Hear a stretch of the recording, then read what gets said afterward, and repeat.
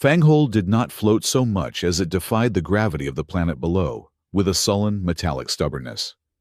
It was a brutalist collection of heavy, plasteel blocks, docking spires, and weapon platforms, all tethered together by magnetic bridges that hummed with a bone-vibrating frequency. The fortress hung suspended over the star rift, a jagged wound in the crust of the world that bled pure, blinding energy. There was no weather here, only the constant, sterile wind of atmospheric recyclers and the harsh, unforgiving light of the energy abyss below. To Stanley, who was currently clutching a canvas rucksack to his chest as the transport shuttle rattled violently, it looked like the least hospitable place in the known galaxy to store books. But that was where the assignment order had sent him. Beast Division, Archive Section. At least, that is what he had told himself for the last 48 hours of travel. Stanley was a human of average height and distinctly below average muscle density. In a universe where genetic splicing and cybernetic augmentation were as common as buying a meal, he was aggressively organic and unmodified.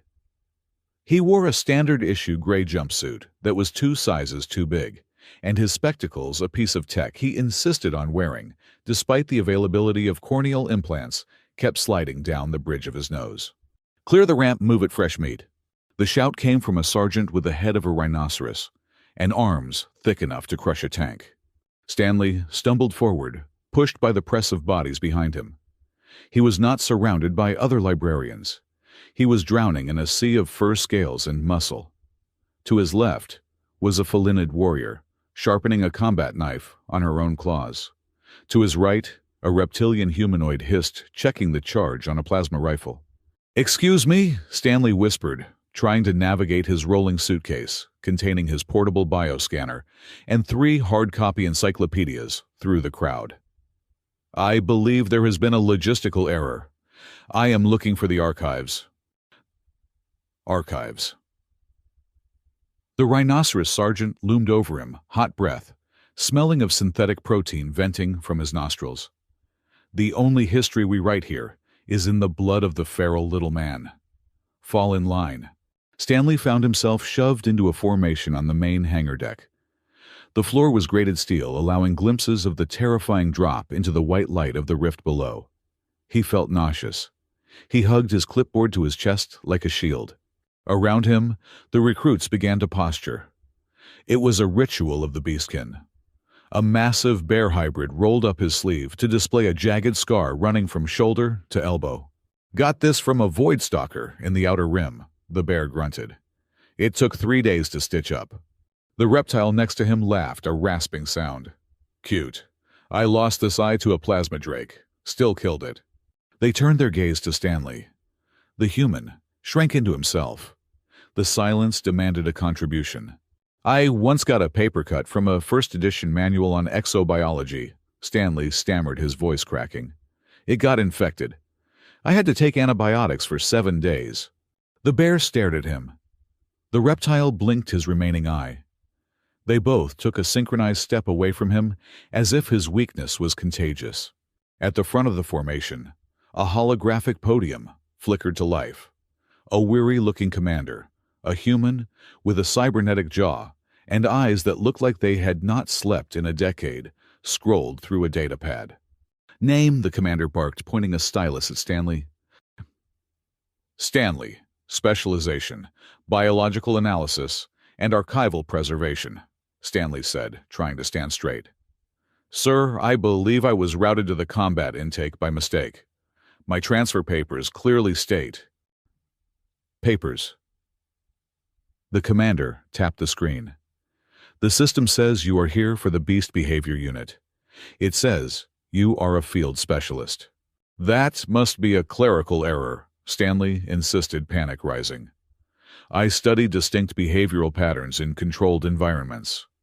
I do not go into the field. I possess 0 combat aptitude. My physical fitness score is in the bottom 5% of the academy." The commander looked at the long line of paperwork awaiting his approval. He looked at the hundreds of feral beast reports blinking red on his console. He looked at Stanley, then sighed, with the weight of a man who just wanted his shift to end. "Computer says field specialist. We are short on people who can read a beast's body language before it rips a throat out. You stay. But, next. Stanley's protest died in his throat. He was going to die here. He was going to die, and his gravestone would be a typo in a digital ledger. Before he could spiral further into despair, the atmospheric pressure in the hangar changed. The heavy blast doors at the far end of the hall groaned open. A hush fell over the rowdy recruits. Even the rhinoceros sergeant straightened his spine. Walking through the steam, venting from the hydraulic locks, was a delegation. They moved with a predatory grace that made the other beastkin look clumsy.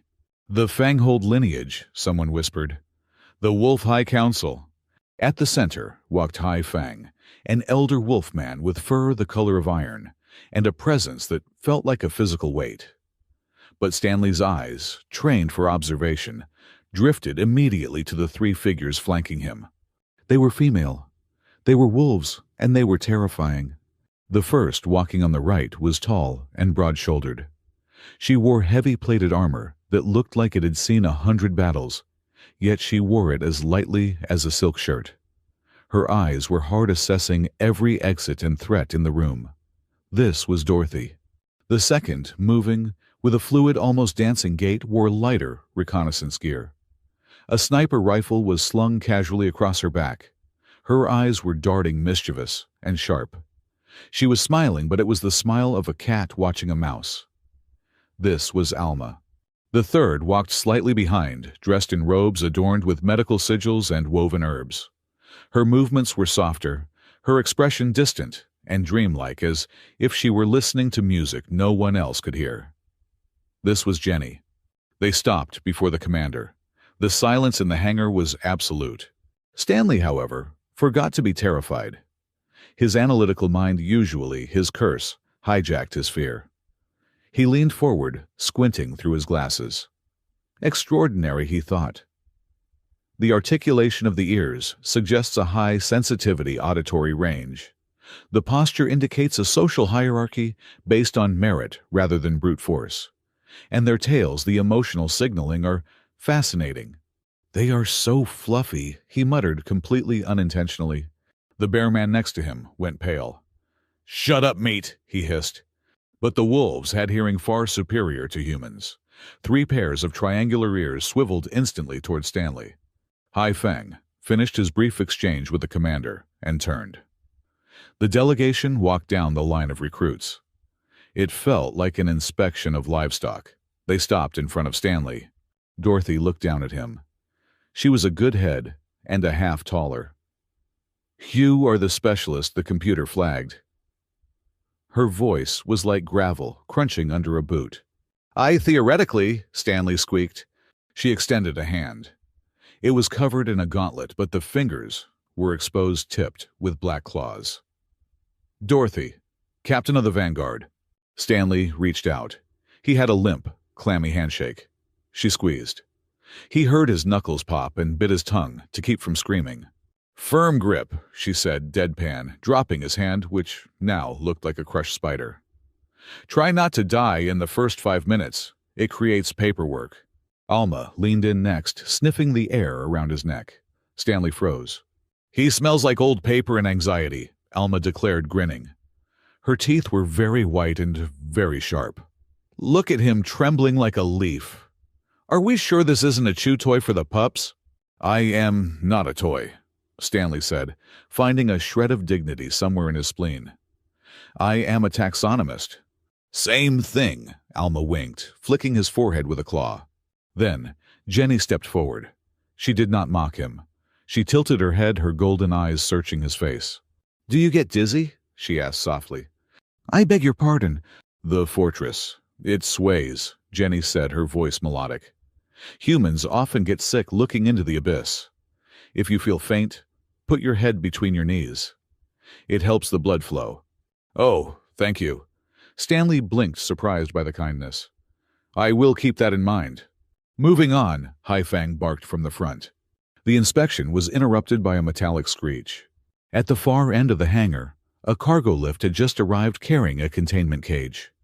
Inside was a shadow stalker, a six-legged, panther-like beast native to the dark side of the moon colonies. It was meant to be sedated for transport to the medical wing. It was not sedated. The beast slammed against the bars, the impact bending the reinforced alloy. Its eyes were rolling back, showing only the whites, and foam dripped from its jaws. "Breach!" the sergeant roared. "Containment breach!" With a sound like tearing metal, the lock shattered. The Shadowstalker burst out, skidding across the steel deck. It let out a shriek that shattered glass in the overhead lamps. "Kill it!" the commander shouted.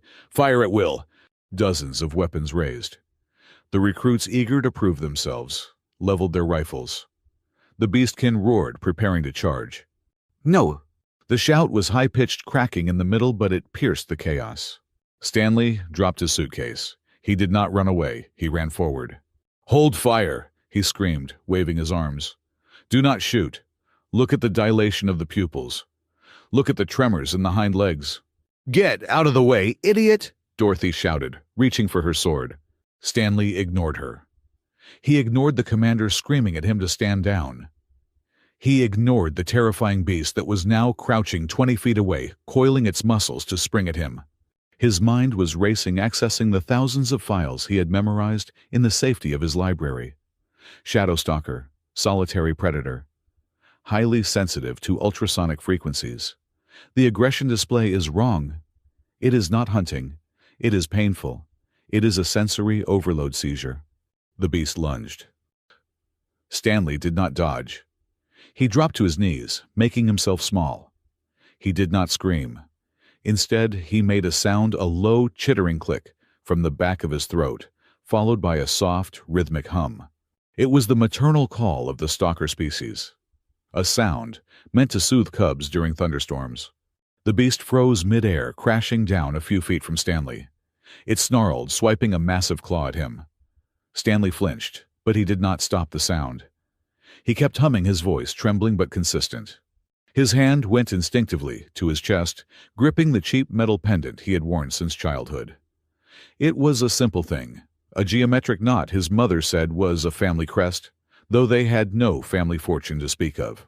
As his fingers tightened around the cold metal, he felt something, a pulse, not a sound, but a vibration that traveled from his heart down his arm and into the air. He visualized the beast's nervous system. He imagined the firing synapses calming down. Peace, he thought. Quiet. The pendant under his shirt flared with a faint, unseen warmth. The Shadowstalker's ears twitched. The madness in its eyes cleared for a second, replaced by confusion.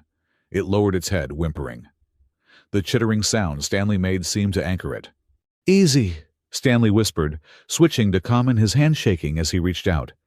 "It is just the lights. It is just the noise. You are safe." The beast collapsed, panting heavily, its nose nudging Stanley's knee. A second later, a containment team rushed in with stun batons and tranquilizer nets. The spell was broken. They dragged the unconscious beast away. Stanley sat there on the cold steel, hyperventilating. He adjusted his glasses, which were now crooked. Silence returned to the hangar, but this time it was different. It was heavy. Hai Fang was staring at Stanley, his nostrils flared. Dorothy looked at her hand, the one that had held her sword hilt, and frowned. "Did you smell that?" Alma's playful smile was gone. She was looking at Stanley with narrow, calculating eyes. Ozone. And old Earth. Ancient Earth. Jenny had taken a step forward, her hand over her heart. "It felt like a song," she whispered. "A song from the nursery tales." The commander walked over to Stanley, looking at the scrawny human, who was currently trying to wipe beast saliva off his jumpsuit. "What was that?" the commander asked. "That vocalization. I have never heard a human make that sound." "It is a subglottal click," Stanley stammered, standing up on shaky legs. "I read about it in Dr. Valtor's treatise on xenolinguistics. I just hypothesized it might interrupt the seizure." "You hypothesized," the commander repeated. He looked at the beast being carted away, then back at the paperwork that said field specialist. "Right. Well, hypothesis confirmed." Hai Fang stepped closer. He leaned down, his face inches from Stanley's. Stanley could count the gray hairs in the wolf's beard. "The boy stays," Hai Fang rumbled.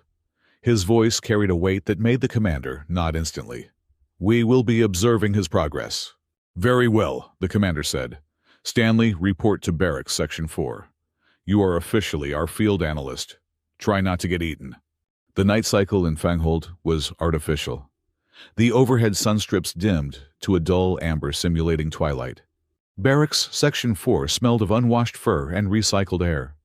The room was a cavernous hall, filled with bunks designed for creatures 7 feet tall.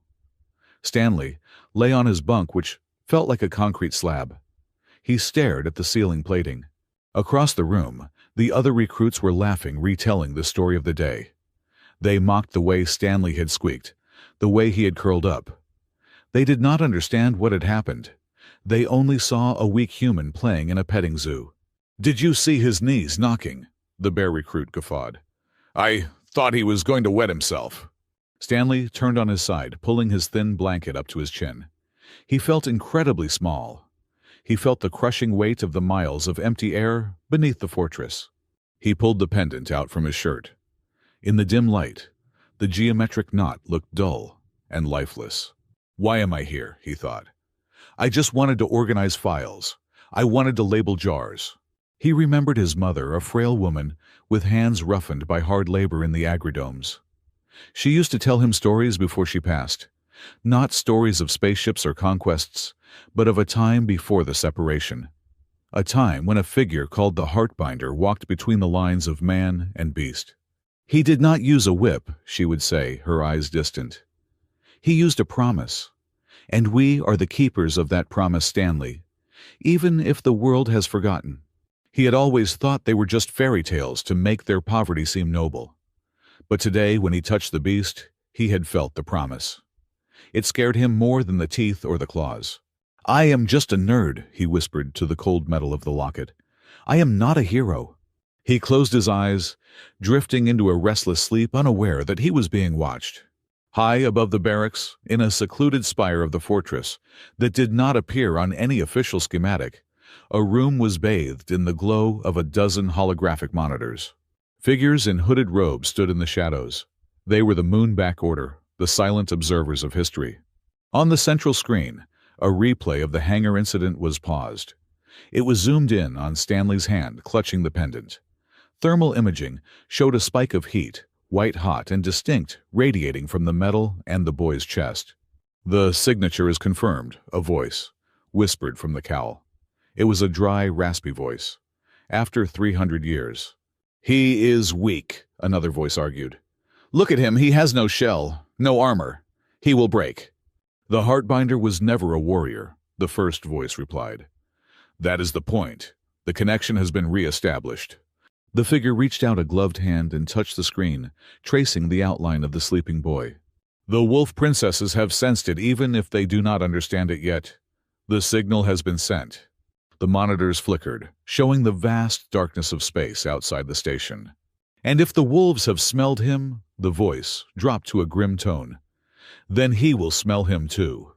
The corrupted one." "Let the game begin," the leader said. "The bloodline has awakened." The training ground of Fanghold was a suspended platform of grating and reinforced glass open to the howling winds of the upper atmosphere. It was designed to test the limits of biological endurance. For the wolf lineage, it was a playground. For Stanley, it was a torture chamber designed by a sadist with a degree in structural engineering.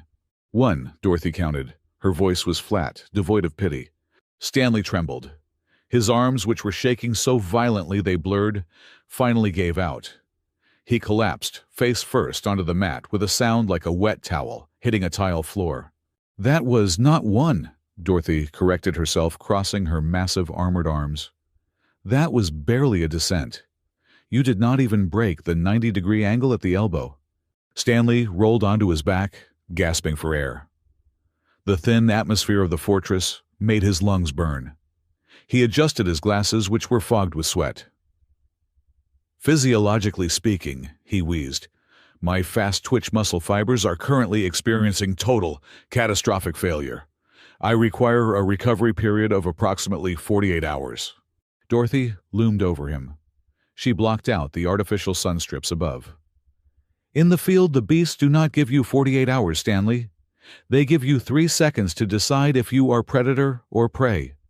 Right now, you are not even a snack. You are garnish." She reached down, grabbed the back of his gray jumpsuit, and hauled him to his feet, as if he weighed no more than a notebook. "Again," she ordered, "and this time try to look less like a dying invertebrate." This had been Stanley's reality for the past 3 weeks. The Beast Division had accepted him, but acceptance was not the same as integration. To the warriors, he was a liability. To the wolf princesses, he was a project. Later that afternoon, the torture changed flavors. It moved from physical exertion to sensory overload. Alma took him to the lower maintenance decks, a labyrinth of pipes and dripping coolants, where the artificial gravity fluctuated wildly. It was dark, smelling of oil and damp fur. "Track it," Alma whispered. She was crouching on a pipe 20 feet above him, her eyes glowing faintly in the gloom. Stanley stood in a puddle of hydraulic fluid, holding a data pad. "Track what exactly? You did not specify the target species." "The intruder," Alma grinned, her tail swishing in the shadows. "I let a synthetic practice drone loose down here 10 minutes ago. It is programmed to mimic the scent signature of a razorback boar. Find it before it gores you in the shins." Stanley looked around. He sniffed the air tentatively.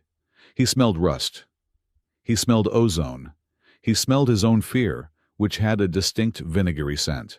"I cannot smell anything over the coolant leaks," Stanley admitted. "Use your instincts, toy human," Alma called down, laughing. "Stop thinking, feel." Stanley closed his eyes. He tried to feel. He felt ridiculous.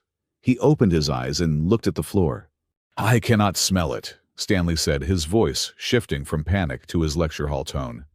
"However, the condensation on this pipe to my left has been disturbed at a height of 3 feet. Given the ambient temperature, the evaporation rate suggests the disturbance occurred approximately 8 minutes ago.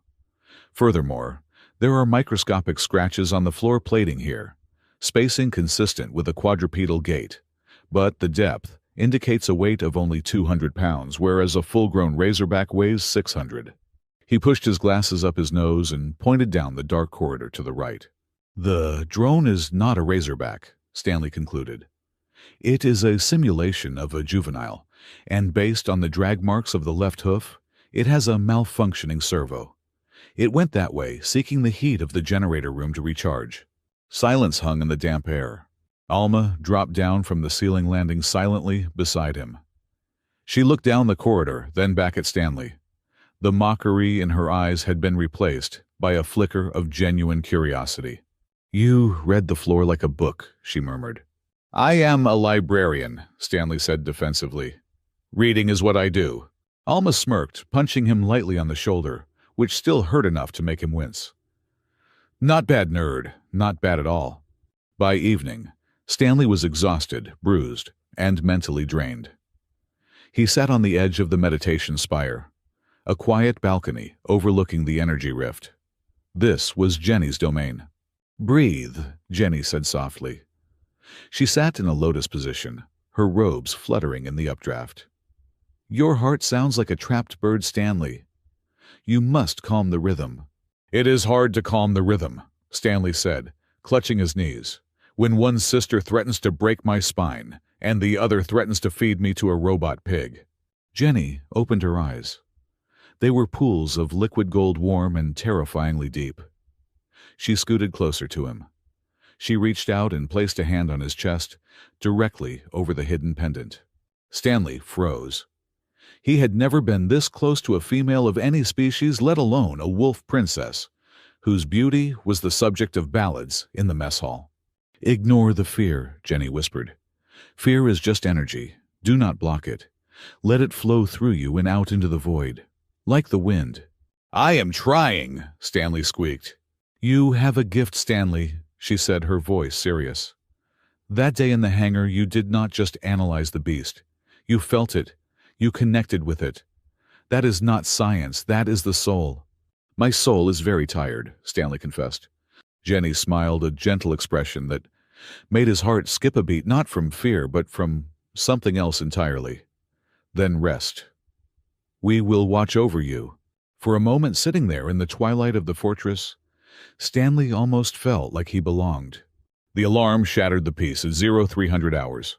It was not a drill siren. It was the screeching, dissonant wail of a Class 1 biological hazard. Stanley fell out of his bunk, tangling in his sheets. By the time he managed to put his boots on the wrong feet and switch them, the barracks were already empty. He ran to the command center, his datapad clutched to his chest. The main screen was dominated by a frantic transmission from Sanctuary Station Beta, a cooperative nursery facility located on an asteroid tethered to the main fortress grid. "They are eating us!" the voice on the radio screamed. It was a human keeper. "The herbivores. They are eating the staff. Send help. Send—" The transmission cut to static. The commander turned to the assembled strike team. "Dorothy, take your squad. Alma on point. Jenny medical support." He paused, his eyes landing on Stanley, who was panting in the doorway. "And take the specialist. If this is a behavioral anomaly, I want to know why." "Sir," Dorothy stepped forward. "He is not combat ready. He will slow us down." "He is the only one who stopped a feral beast without firing a shot," the commander snapped. "Move out." The flight to Station Beta was a blur of motion sickness for Stanley. He sat strapped into the troop transport surrounded by wolf warriors, checking their weapons. Dorothy sat opposite him, sharpening her blade. She did not look at him. When the airlock hissed open at Station Beta, the smell hit them first. It was not the smell of death. It was the smell of wrongness. It smelled like burning copper and sour milk. "Stay behind me," Dorothy ordered Stanley. "If you wander off, I will not come back for you." They moved into the main atrium of the nursery. It was a scene from a nightmare.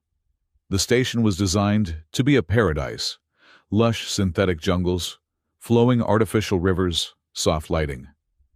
Now the trees were shredded. The water was red. In the center of the clearing, a herd of mosshorns, gentle bovine creatures, usually known for their lethargy, were tearing at the reinforced glass of the observation deck. Their eyes were glowing with a violet, feverish light. They were ramming their heads against the steel until their skulls cracked, yet they did not stop. "Madness," Jenny whispered, covering her mouth. "They are hurting themselves just to hurt others." "Standard engagement rules," Dorothy commanded, raising her rifle. "Tranquilizers first. Lethal force, if necessary." "Wait!" Stanley shouted. He pushed past a stunned Alma. "Do not shoot! Look at their formation!" "Stanley, get back!" Alma hissed. "Look!" Stanley pointed. "They are not attacking randomly. They are moving in a concentric circle. They are marching." He was right.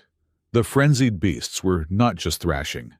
They were rotating around a central point in the room, a dead fountain moving with a synchronized jerky rhythm that defied their anatomy. "It is not a disease," Stanley realized, pulling out his scanner. "It is a broadcast. They are being driven." He stepped into the open. "Stanley," Dorothy screamed. A mosshorn broke from the circle. It was a massive bull foaming at the mouth. It lowered its horns and charged at the small human. Stanley did not run. He could not run. His legs felt like lead. But his mind was crystal clear. He saw the beast not as a monster, but as a victim. He saw the veins bulging under its skin, pulsing in time with some silent beat. He grabbed his pendant. He did not know how to use it. He just knew he had to. He projected the same thought he had used in the hangar safety. Quiet. Stop. The bull slammed into him. Stanley flew backward, hitting the wall with a sickening crunch. His glasses skittered across the floor. Pain exploded in his ribs. But the bull had stopped. It stood over him, trembling. Stanley looked up, his vision swimming. On the creature's flank, beneath the matted fur, a glowing pattern was burning its way through the skin. It looked like a twisted variation of the knot on his own pendant. He reached out a shaking hand and touched the beast's nose. Connect.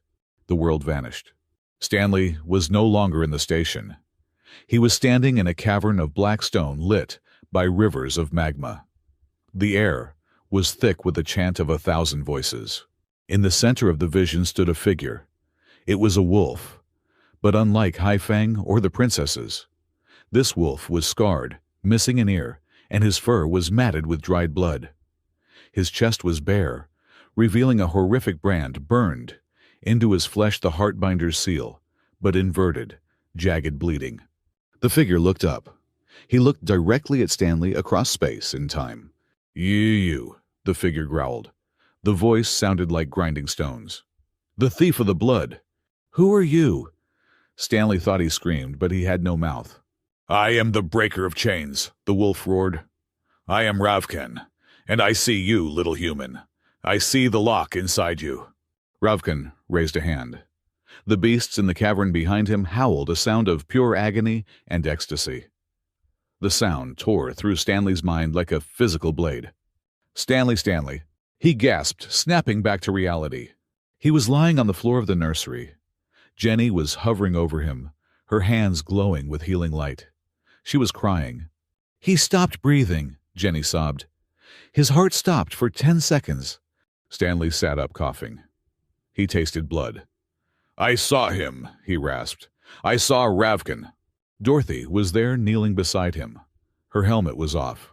Her face was pale. Ravkan, that is a name from the Dark Ages, a myth. He is not a myth, Stanley said, clutching his chest where the pendant felt searing hot. He is controlling them. He is using a signal. It is the Heartbinder's song, but played backward. Alma was crouching by the sedated bull, examining the glowing mark on its flank. She pulled out a scanner. He is right. Look at this energy signature. It is not biological. It is arcane. And look at the source. She projected a holographic map of the local sector. Red dots appeared, where outbreaks had been reported. Connect the dots, Alma said, her voice chilling. She drew a line between the outbreaks, the sanctuary station, the mining colony, the trade outpost. The lines formed a shape. It was a circle with a complex, knot-like structure in the middle. It is the seal, Dorothy whispered. The Heartbinder's seal. He is drawing it. Stanley realized the horror sinking in. He is using the galaxy as his canvas. And when he finishes the pattern, he unlocks something, Alma finished. Or release something. The return trip to Fanghold was silent. No one sharpened their weapons. No one mocked the human. Stanley sat wrapped in a thermal blanket, nursing 3 broken ribs that Jenny had knitted back together, but still ached phantomly. He held the data pad with the map on it, staring at the incomplete symbol. When they arrived, the debriefing was chaotic. Haifeng listened to the report in stony silence. The commander paced back and forth. Ravkan, Haifeng said finally. The betrayer.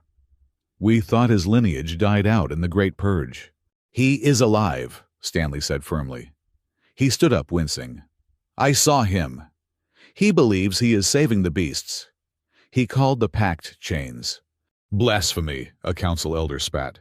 Is it? Alma spoke up from the back of the room. She was leaning against a pillar, arms crossed. Why was the seal burned into his flesh? Why did the history book say Heartbinder tamed the beast? Taming implies submission. Watch your tongue, daughter, Haifeng growled. We need to know the truth, Alma insisted. If Ravkan is using the seal to drive beasts mad, it means the seal has a back door, a flaw. The flaw is the human, the elder pointed at Stanley. His presence triggered this. The Moonback Order warned us. The Moonback Order are cowards hiding in their towers. Dorothy slammed her fist on the table. The room shook. Stanley risked his life to stop that bull. He took a hit that would have killed a lesser man. He is under my protection. Stanley looked at Dorothy in shock. She did not look at him. She was staring down the council, her jaw set like granite. We will investigate, Haifeng decided, ending the meeting. But until we know more, the human stays within the fortress walls. For his own safety. That night, Stanley sat in his small office in the archive section, a space he had finally been granted. It was piled high with books and scrolls. He was trying to find mention of Ravkan in the old texts, but the pages were torn, the ink faded. There was a knock on the door. Dorothy entered. She was not wearing her armor. She wore a simple training tunic. She looked smaller, without the metal plating, but no less dangerous. She placed a heavy object on his desk. It was a combat knife made of black steel. "I cannot use this," Stanley said, adjusting his glasses. "I would likely cut off my own thumb." "Learn," Dorothy said. "You have courage, Stanley.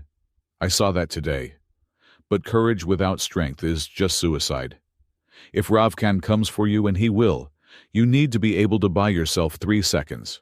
She looked him in the eye. "I will not always be there to stand in front of you." "Why did you defend me in the council?" Stanley asked quietly. Dorothy paused at the door. "Because you did not run. A wolf respects those who hold their ground, even if their legs are shaking." She left. 10 minutes later, the air vent grate unscrewed itself and fell to the floor with a clang.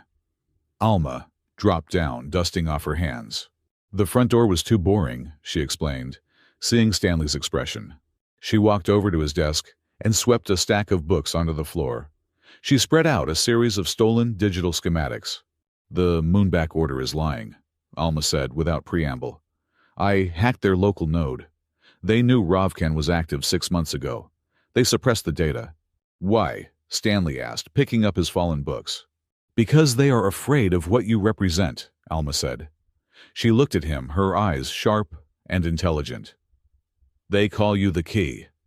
But keys do not just lock things, Stanley. They open them. I think Ravkan is right about one thing. The history we were taught is a sanitized version. If we want to beat him, we need to know what he knows." She leaned in close, her scent of rain and ozone filling his senses. "I am going to keep digging. Do not trust the official reports, nerd. Trust the data." She vanished back up the vent before he could reply. An hour later, the door opened softly. Jenny slipped in. She carried a tray with a steaming cup of herbal tea and a scroll that looked so old it might crumble if breathed on wrong. "For the ribs," she said, placing the tea down. "Thank you, Jenny," Stanley said. He felt overwhelmed. "Your sisters, they are intense. They show care in their own ways," Jenny smiled. She unrolled the scroll on the desk. "I found this in the restricted section of the medical library. It is a diagram of the original blood pact." She pointed to the center of the diagram. There was a figure of a human and a wolf, their hands joined. But there were lines of energy radiating out, connecting to the land itself. "The pact was not just a law," Jenny explained softly. "It was a metaphysical web. It connects the emotional state of the heartbinder to the emotional state of the beastkin. If the heartbinder was at peace, the beasts were at peace." Stanley looked at the diagram. "And if the heartbinder was afraid or angry, then the web becomes a cage," Jenny whispered. "Or a weapon." She placed her hand over his hand, which was resting on the map. "Ravkan is using pain to corrupt the web," she said. "But you used empathy today. You reversed the flow even for a second." They looked down at the map Alma had drawn earlier, the circle of outbreaks. "He is building a massive amplifier," Stanley realized, tracing the lines. "He is not just trying to free the beasts. He is trying to broadcast his own rage into every living creature on the planet. He needs a central node to activate it," Jenny said. She pointed to a blank spot in the middle of the map, a deep, subterranean cavern beneath the Fanghold sector. "The Heartbinder Shrine." Stanley felt a chill that had nothing to do with the room temperature. "He is going to go there," Stanley said. "And he needs me. He called me the thief. He needs my blood to open the door." Jenny squeezed his hand. "Then we will not let him have it." Meanwhile, miles away deep in the bowels of a discarded industrial complex, Ravkan stood before a vat of bubbling crimson liquid. The feral plague in its raw form. A lieutenant, a hyena hybrid with cybernetic eyes, approached him. The signal was interrupted at Station Beta. The human interfered. Ravkan smiled. It was a terrifying expression that exposed too many teeth. "Good," Ravkan purred. "I was worried the bloodline had diluted. But he has the power. He is raw, untrained, weak. But he is the key." He dipped a claw into the red liquid and drew a line across his own face. "Prepare the extraction team. We do not need to conquer Fanghold. We just need to pluck one little flower from its garden." Back in the office, Stanley looked at the 3 gifts he had received that night. The knife from Dorothy, the stolen data from Alma, and the ancient scroll from Jenny. He realized his life of cataloging samples was over. He was no longer just a witness to history. He was the variable that would decide it. He took the knife and strapped it awkwardly to his belt. He picked up the datapad. He drank the tea. "Okay," Stanley whispered to the empty room. "If they want to fight, I will give them a very well-researched and statistically improbable resistance." Outside the window, the lights of Fanghold flickered as if the fortress itself was holding its breath for the storm to come. The tactical map on the central table of the Beast Division Command Center was no longer a scattering of random incidents. It was a target. "The seismic activity is not geological," Stanley said, his voice trembling slightly as he pointed to the holographic display. He adjusted his glasses, which were sliding down his nose due to the sheen of nervous sweat on his bridge. "The vibrations are rhythmic. They mimic a heartbeat. Specifically, a heartbeat under extreme duress amplified by a factor of 10,000. Haifang stood over the table, his shadow engulfing the small human. "The old sanctuary," he rumbled. "It lies in the deep crust beneath the mining levels. No one has set foot there for 3 centuries. "Ravkin is there," Alma said, her voice sharp. She was checking the charge on her plasma pistols. "The energy signatures match the inverted seal we saw at the nursery. He is drawing the ley lines together like a noose. If he completes the ritual at a nexus point, that's strong," Jenny added softly, her hands clasped tight in her lap. "The resonance will not just drive beasts mad. It will rupture their minds permanently. The feral plague will become irreversible." The commander of the Beast Division slammed his hand on the table. "Then we strike now. Alpha Team, you are up. Dorothy, take point. Alma, flank and infiltration. Jenny, support and containment." He looked at Stanley. "And the specialist goes with you." "Sir," Stanley started, "I am a biologist. I am statistically likely to faint if I see that much blood again." "You are the only one who can read the energy flow," Dorothy said. She did not look at him, but she tightened the strap of her gauntlet with a decisive snap. "You are our radar, Stanley. Just stay behind my shield."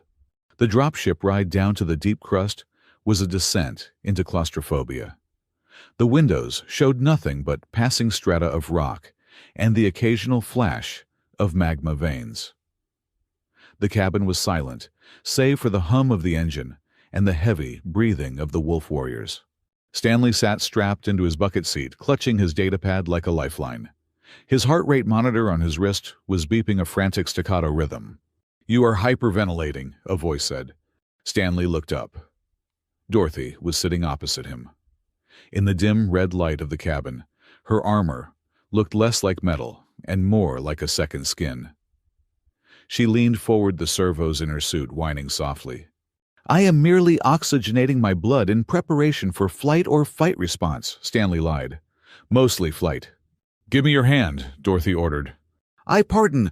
"Give me your hand." Terrified, Stanley extended his hand. Dorothy took it. Her palm was rough, calloused, from years of gripping a sword, but her grip was surprisingly controlled. She placed his hand against the breastplate of her armor. "Feel that?" she asked. Thump, thump, thump. Her heartbeat was slow, heavy, and rhythmic like a war drum. "Match my rhythm," she commanded. "Inhale on the beat. Exhale on the beat. Do not think about the enemy. Think about the rhythm." Stanley focused. He closed his eyes. The warmth of her chest through the metal plating was distracting, but the steady thud against his palm was grounding. Slowly, his own racing heart began to slow, syncing with hers. "Better," Dorothy grunted. She did not let go of his hand immediately. For 5 seconds, they just sat there connected by the pulse. Then, realizing she was holding hands with a subordinate, and a human one at that, she snatched her hand back as if burned. "Keep that discipline. I cannot have you passing out when the shooting starts." From the shadows of the pilot's compartment, Alma chuckled. "Careful, sister. You might crush his delicate fingers. Or is that just an excuse to check his circulation?" "Focus on your sensors, Scout." Dorothy snapped her ears, flattening against her head. Alma turned her chair around, grinning. She looked at Jenny, who was sitting quietly next to Stanley, weaving a small object out of silver wire and dried moon grass. "And what about you, little sister?" Alma teased. "Are you knitting him a sweater? It is cold down there." "It is a word of clarity," Jenny said seriously. She finished the final knot and turned to Stanley. "Here." She tied the small woven circle to the strap of his datapad. "It is not magic in the way you think of it, Stanley," Jenny explained, her golden eyes meeting his. "It is infused with calming pheromones and a micro-resonator that blocks high-frequency sonic attacks. It will help you think when the noise becomes too loud." "Thank you," Stanley whispered. He touched the small charm. "I do not know why you are all trusting me. I am just a cataloger." "You are the one who stood in front of the bull," Jenny said. "That was not a cataloger. That was a guardian." The ship lurched violently. "The landing zone is approaching," the pilot shouted. "Energy spike detected. It is massive." The ramp dropped before the landing gear even touched the ground. They were in a cavern so vast the ceiling was lost in darkness. The only light came from the center of the chamber, where a massive stone structure rose from a lake of dormant magma. The sanctuary. It was an architecture of impossible angles, built from obsidian and carved with thousands of glowing blue runes. But the blue was being strangled. Veins of angry crimson light were crawling up the pillars, pulsating like infected arteries. "Movement," Alma shouted. "Hostiles at 3 o'clock and 9 o'clock. Dozens of beasts poured from the shadows of the ruins. These were not mindless animals. They were armored in scrap metal, their eyes burning with the red madness of the feral plague. Leading them, standing atop the central altar of the sanctuary, was Ravkan. He looked magnificent and terrifying. The inverted seal on his chest was blazing white-hot. He raised a jagged staff, and the ground shook. "Welcome, sisters," Ravkan's voice boomed, amplified by the acoustics of the cavern. "And you, little thief, you have brought the key right to my door." "Formation," Dorothy roared. "Shields up!" The battle joined with the force of a tidal wave. Beast Division warriors clashed with the feral army. Plasma bolts sizzled through the air, mixing with the primal roars of combat. "Stanley, stay with Jenny," Dorothy ordered, drawing her massive greatsword. With a battle cry that shook the stalactites, she charged straight for the altar. Stanley scrambled behind a fallen pillar, his datapad scanning frantically. "The energy density is off the charts," he yelled over the noise. "He is not just channeling power. He is creating a feedback loop." Alma was a blur of motion, leaping from rock to rock. She was not shooting to kill. She was shooting the ground, the pillars, the walls. "I am trying to break the sigils," she radioed. "But they are burned too deep. The rock itself is bleeding energy." On the altar, Dorothy reached Ravkan. It was a clash of titans. Dorothy's sword met Ravkan's staff with a shockwave that knocked lesser combatants off their feet. "You fight for a lie, Dorothy," Ravkan snarled, catching her blade and twisting it with unnatural strength. "The Heartbinder enslaved us. I am breaking the chains." "You are confusing freedom with chaos." Dorothy gritted her teeth, her boots sliding backward on the stone. She was stronger than any normal wolf, but Ravkan was drawing power from the sanctuary itself. He shoved her back, and a blast of red energy from his hand sent her flying into a stone column. Dorothy," Jenny screamed. She raised her hands, casting a dome of golden light to deflect a pouncing feral tiger. "I cannot hold the barrier and heal her at the same time." Stanley looked at the chaos. He looked at the readings on his screen.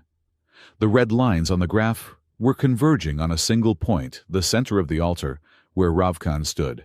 He is the conductor, Stanley realized. He is not just using the ritual, he is the ritual. "If we just fight him physically, we lose," Stanley muttered. "He has an infinite battery supply." He looked at the pendant around his neck. It was vibrating so hard it hurt his chest.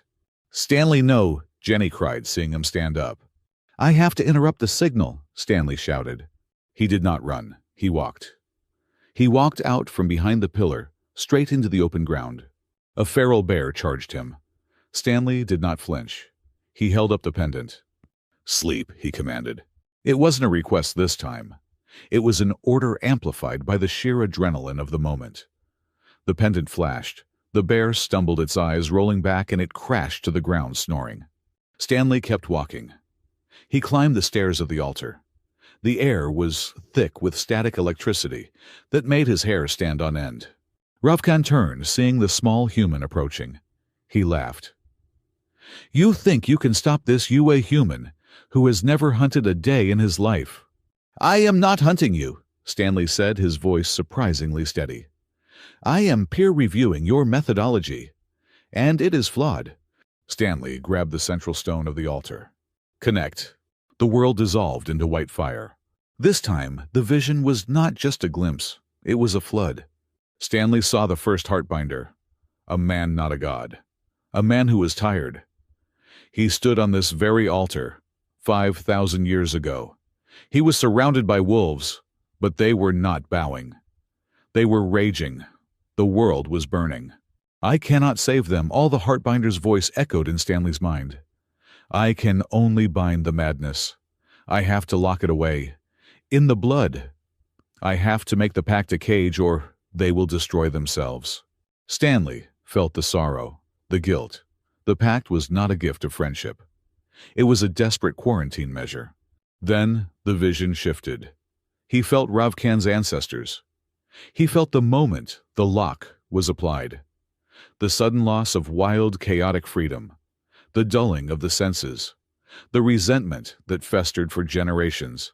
"You see it now." Ravkan's voice tore through the vision. "He crippled us. He made us tame." Stanley gasped, his physical body arching on the altar. The pain was excruciating. It felt like his veins were being filled with molten lead. But amidst the pain, his analytical mind, the mind of the nerd who organized libraries and categorized beetles, found a pattern. The energy Ravkan was channeling had a structure. It was a spiral. But at the base of the spiral, there was a knot, a point where the energy had to pivot to enter Ravkan's body. "It is not a continuous flow," Stanley choked out. "It is a valve." He opened his eyes. He was back on the altar. Ravkan was raising his staff for a killing blow. "Dorothy," Stanley screamed. "The base of the staff, strike the base." Dorothy was just getting to her feet, dazed. She heard the shout. She did not question it. She did not hesitate. She threw her great sword. The blade spun through the air, a silver disk of death. Ravkan saw it too late. He tried to block, but the sword struck the bottom of his staff, the exact point where it touched the runic circle. Crack! The staff did not break, but the connection did. The red energy, finding its path blocked, backfired. "Alma, the pillars!" Stanley yelled. "Disrupt the resonance." From the shadows, Alma opened fire. She did not shoot Ravkan. She shot the crystals embedded in the ceiling directly above the altar. The crystals shattered, raining down dust that interfered with the light transmission. "No!" Ravkan roared. The red energy exploded outward from him, not as a focused beam, but as a shock wave. Stanley was thrown backward. He flew off the altar, flailing in the air. "Got you!" Strong arms caught him. It was Dorothy. She had sprinted forward and caught him mid-air, absorbing the impact with her armor. They skidded across the stone floor. "Jenny, containment," Dorothy barked. Jenny slammed her palms onto the ground. A massive wave of golden light erupted from her, meeting the red shock wave. The two energies clashed, sizzling and popping like oil and water. "I cannot hold it." Jenny gritted her teeth, blood trickling from her nose. "You do not have to stop it," Stanley wheezed from Dorothy's arms. "Just redirect it, ground it." Jenny nodded. She shifted the angle of her shield. The red energy was deflected upward, blasting a hole through the cavern roof and dissipating harmlessly into the rock strata above. Silence fell over the sanctuary. The red light faded from the eyes of the feral beasts. They collapsed, exhausted, confused, no longer mad, but simply lost. On the altar, Ravkan knelt. His chest was smoking. The inverted seal was dim.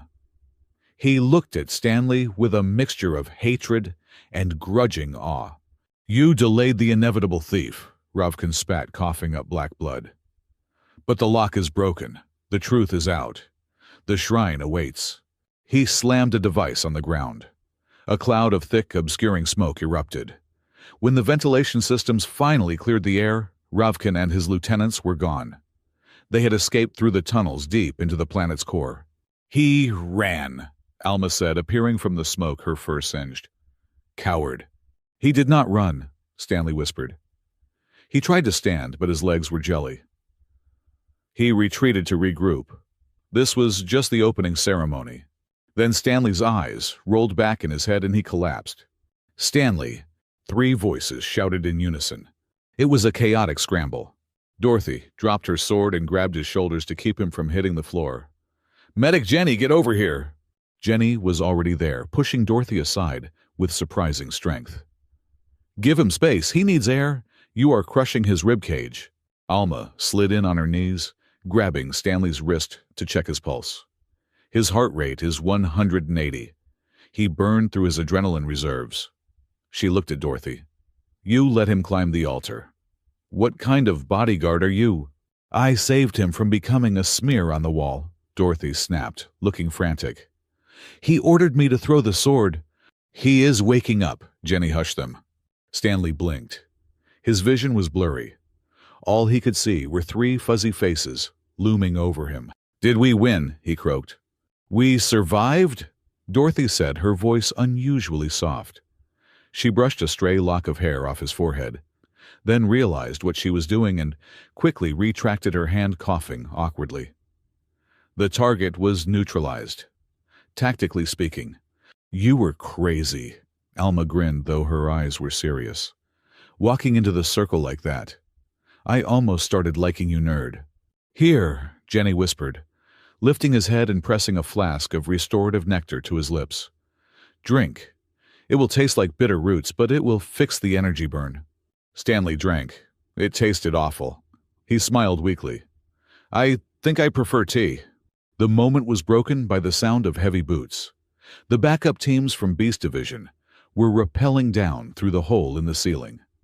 Among them was a figure dressed in the silver and white robes of the Moonback Order. The figure approached the group. It was an elder of the order, a feline humanoid with eyes that held centuries of secrets. "The resonance has ceased," the elder said, looking at the smoking altar. He turned his gaze to Stanley, who was being helped to his feet by the 3 princesses. "So, the dormant gene has finally manifested." "You knew," Stanley said, finding his strength. "You knew what Heartbinder did. You knew the pact was a cage." The elder did not deny it. "History is often a simplified narrative to ensure survival, young one. The first Heartbinder did what was necessary to stop the extinction of both races. The feral nature of the beastkin was unmanageable. He created the biological lock to harmonize our instincts with human reason." "But Ravkan is right," Dorothy said, her voice hard. "It was forced. We were not asked." "It was 5,000 years ago," the elder replied calmly. "Without the lock, there would be no Fanghold. There would be no civilization. We would still be eating each other in the mud." He pointed a long, clawed finger at Stanley. "But a lock requires a key. The Heartbinder bloodline was preserved for the day the lock might need to be adjusted. Or broken." "So I am a tool," Stanley said bitterly. "Just a wrench to fix the plumbing." "You are the pivot point," the elder corrected. "Ravkan wants to shatter the lock violently. That will result in global madness. The Order wants to maintain the lock eternally. That results in stagnation. You must find the third option." The elder bowed slightly and turned to leave. "Prepare yourself, Keybearer. The shrine is the source of the blood magic. Ravkan will wait for you there, and next time he will not underestimate you." Back at Fanghold, the mood was somber. The victory felt hollow. They had stopped the immediate threat, but the revelation of their history hung heavy over the fortress. Stanley stood on the observation balcony of his quarters. The wind was cold. He looked down at the abyss of light below the station. He felt the weight of the pendant against his chest. It feels heavier now. He heard footsteps. Dorothy stood by the railing, staring out at the horizon. She was out of her armor, wearing simple ceremonial robes. "My whole life," Dorothy said quietly, I believed I was fighting for the honor of my ancestors. To find out that honor was manufactured leaves a bitter taste. She looked at Stanley. But today, on that altar, you did not fight for history. You fought for us, for the living. That is a kind of honor I can follow. She placed a hand on his shoulder. It was a heavy, grounding weight. I will be your shield, Stanley, until the end. She nodded once, then walked away. A moment later, Alma hopped down from the roof, overhang landing silently on the railing. She dangled her legs over the edge. So, she said, swinging her feet, we are all genetically modified tame dogs. That is depressing. We are not dogs, Stanley said. You are very complex individuals. Alma laughed.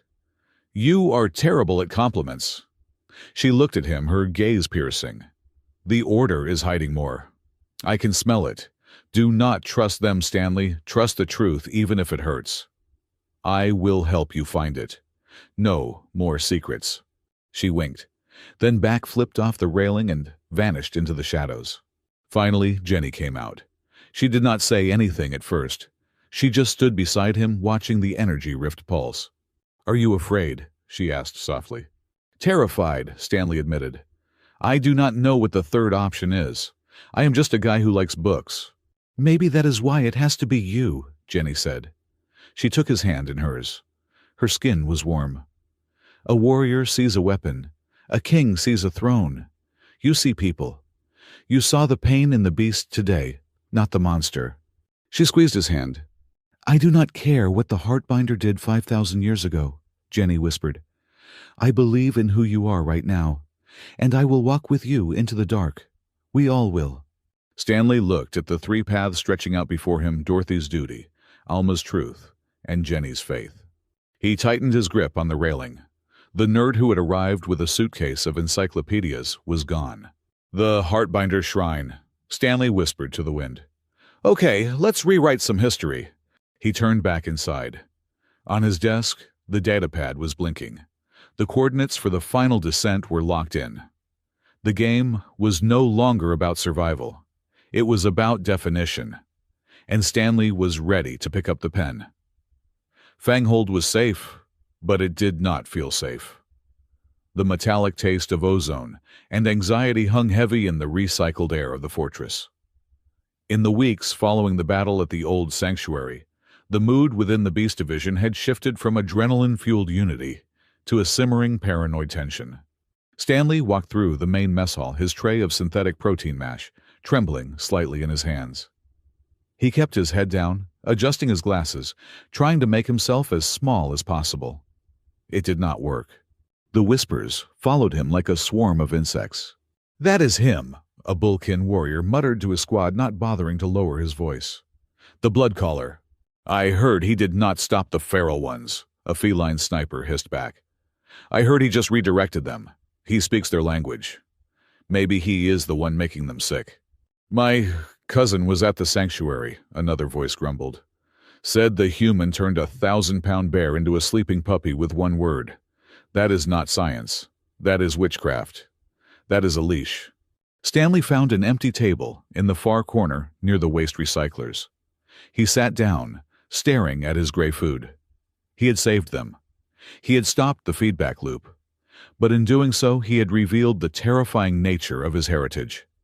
He was no longer just the weak nerd who got on the wrong shuttle.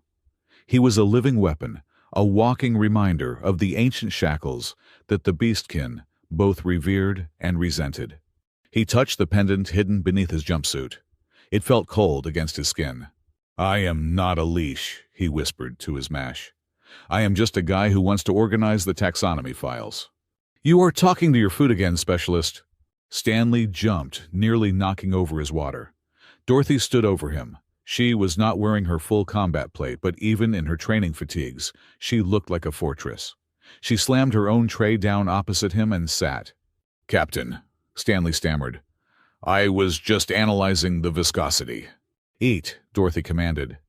You look like a stiff breeze would snap you in half. And if you are going to be the most hated man in the sector, you need the calories to handle the stress. She glared at the table of gossipers nearby. The Bullkin and the feline sniper, immediately found something very interesting to look at on the floor. "They are afraid," Dorothy said, her voice low. "Predators do not like things they cannot kill, and they definitely do not like things that might be able to control them." "I do not want to control anyone," Stanley said, his voice cracking. "I hesitated at the altar, Dorothy. You saw it. I was terrified that if I pulled too hard I would break their minds." "And that is why you are still breathing," Dorothy said, stabbing a piece of protein. "If you had enjoyed it, I would have thrown you off the balcony myself." The political fallout was far worse than the cafeteria gossip. 3 days later, a closed-door session was called in the High Council chamber.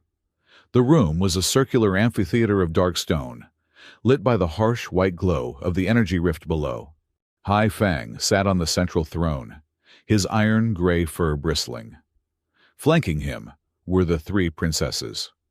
Dorothy stood at attention, hand on her sword. Alma leaned against a pillar, looking bored but with eyes that tracked every movement. Jenny sat quietly, hands folded in her lap. Opposite them stood the delegation from the Moonback Order. The elders were robed in silver, their faces hidden in deep cowls. "The boy is a liability," the lead elder intoned. His voice was dry as dust. "The resonance at the sanctuary proved it. His emotional state is unstable. He is a raw nerve connected to a planetary explosive." "He saved the strike team," Hai Fang rumbled. "He halted the ritual."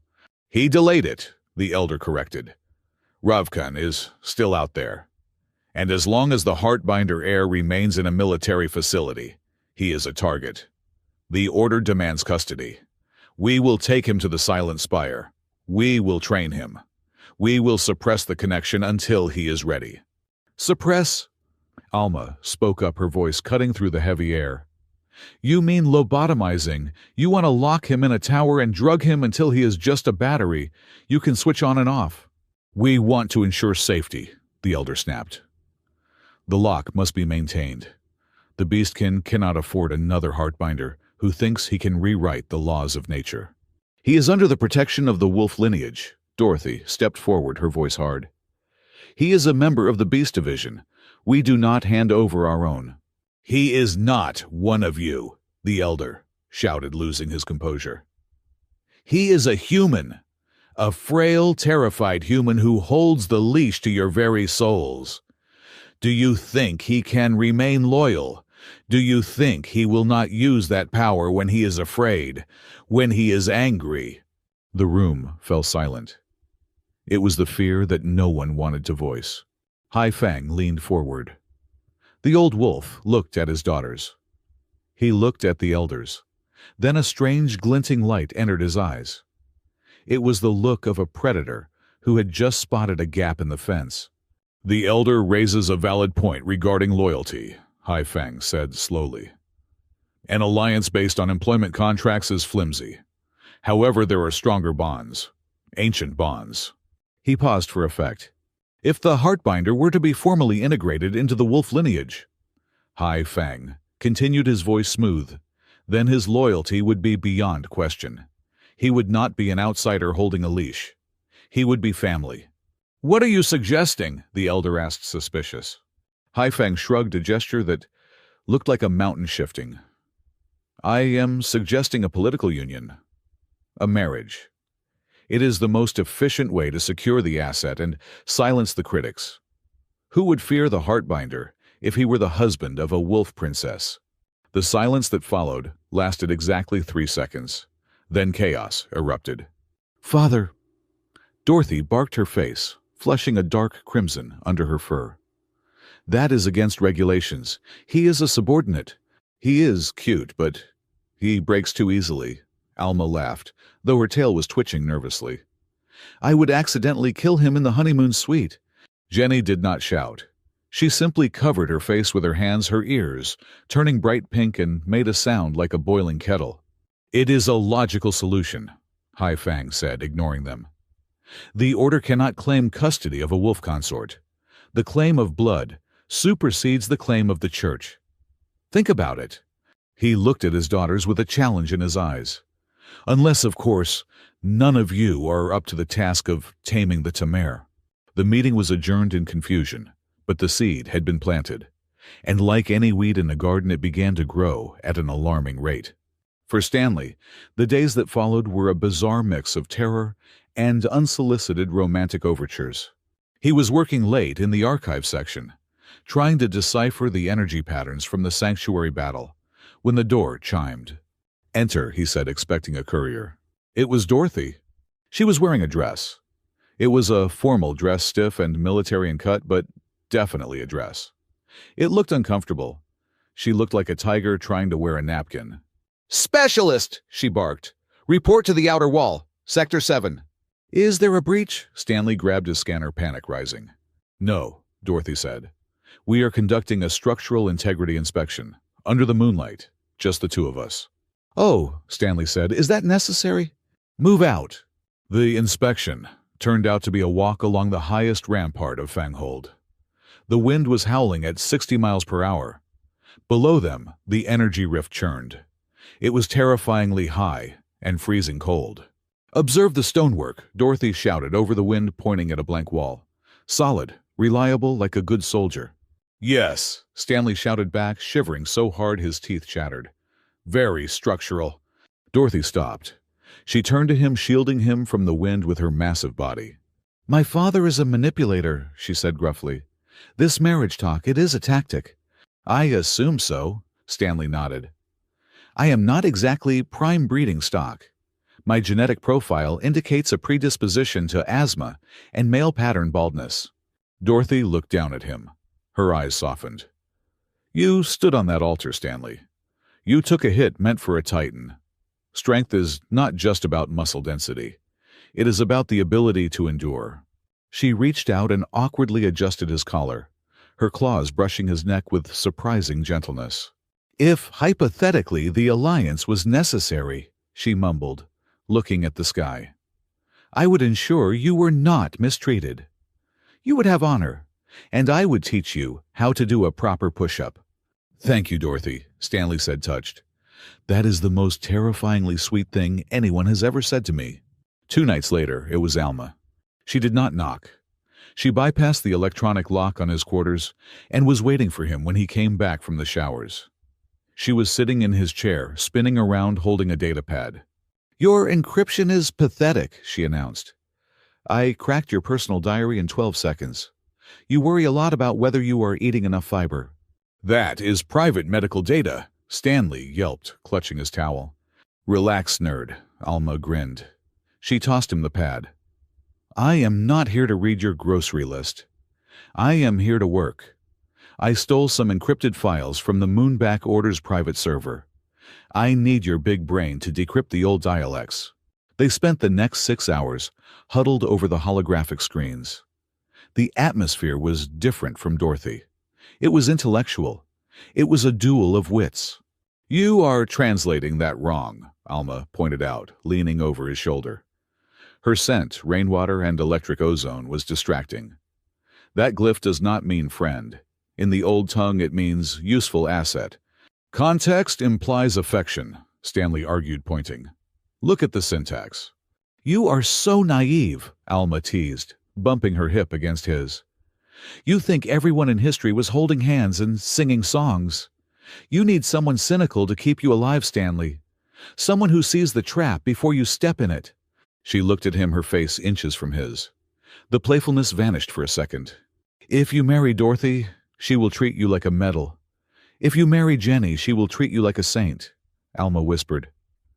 "But if you were with me, we would solve every puzzle in the galaxy. It would be a headache for everyone. Wouldn't that be fun?" She pulled back before he could answer, winking. "Think about it. I am the only one who challenges you." Then there was Jenny. Jenny did not drag him to a wall or break into his room. She simply left a note asking him to meet her in the lower gardens, a small sanctuary of bioluminescent plants kept by the healers. It was quiet there. The hum of the station was muffled. "I brought you tea," Jenny said, handing him a steaming cup. "Chamomile and moonroot. It helps with anxiety." They walked through the glowing ferns in silence. It was a comfortable silence. "My sisters are pressuring you," Jenny said softly. "I am sorry."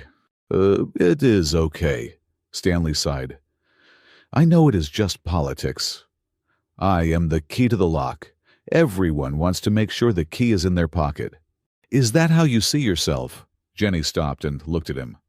Just a key. That is what the history says, Stanley replied. I am a function, a biological failsafe. Jenny led him to a stone relief carved into the garden wall. It was ancient, worn smooth by time. It showed the heartbinder not standing above the beasts, but sitting among them, sleeping. The stories say he controlled us, Jenny whispered. But look at this carving. He is sleeping. You cannot control an army while you sleep, Stanley. To sleep among wolves requires trust. Absolute trust. She took his hand. I do not want to marry you for politics, Stanley. And I do not want a hero. I want the man who hummed a lullaby to a monster because he knew it was hurting. I want a man who dreams of a world where no one needs a leash. She leaned in her golden eyes, shimmering. Dorothy offers protection. Alma offers the truth. I offer peace. And I think that is what you have been looking for since the day you arrived. Stanley felt his heart hammering against his ribs. For the first time, the conflict inside him, the fear of his own power, felt lighter. But while the comedy of the courtship played out in the upper levels, a darker narrative was unspooling in the shadows. Alma's stolen files had revealed a contradiction. The official history of the Moonback Order claimed the Heartbinder had gifted the pack to save the Beastkin from self-destruction. But the fragments she and Stanley had decoded suggested something else. The subject resists, one ancient log read. The suppression field must be reapplied every generation. The memory of the wild remains. He did not just lock the madness, Alma muttered to herself, sitting in the ventilation shaft above the council chamber. He locked the memory. They erased who we were before the pact. She was so engrossed in the data that she missed the flicker of movement in the corridor below. Ravkan had not been idle. He knew he could not assault Fanghold directly. The fortress was too heavily defended. But he did not need to conquer the fortress. He just needed to break its spirit. His agents, disguised as refugees from the Outer Rim, had been infiltrating the station for weeks. They were not warriors. They were whisperers. They spread fear. They sabotaged the food synthesizers to taste like blood. They painted inverted sigils on the walls of the nursery. And they watched the specialist. On the evening of the planetary alignment, a time when interference from the rift was at its peak, the trap was sprung. The three princesses were in the war room engaged in a heated argument. You cannot take him to the firing range tomorrow, Jenny argued with a rare anger in her voice. He is exhausted. He needs rest. He needs to know how to shoot a blaster without blowing his own foot off, Dorothy shouted back. Ravkan is out there. You are both missing the point, Alma interjected. He needs to finish decrypting the files. The answer is in history. You just want to play games with him, Dorothy accused. And you just want to play dress-up, soldier, Alma retorted. While they argued about who was best suited to protect him, Stanley was walking alone down Corridor 9. He was heading to the archives to return a reference book. He had declined an escort, not wanting to bother the sisters, while they were discussing strategy. The lights in the corridor flickered and died. Stanley froze. He clutched the book to his chest. Hello, computer, lights on. Silence. He looked at the security sensors on the wall. They were coated in a strange damp residue that blocked the signal. Then the sound of breathing. We see you, keybearer, a voice hissed from the darkness. It was a wet, gurgling sound. Red eyes opened in the dark. Stanley dropped the book. He reached for the knife Dorothy had given him, but his hands were shaking too hard. He reached for his pendant.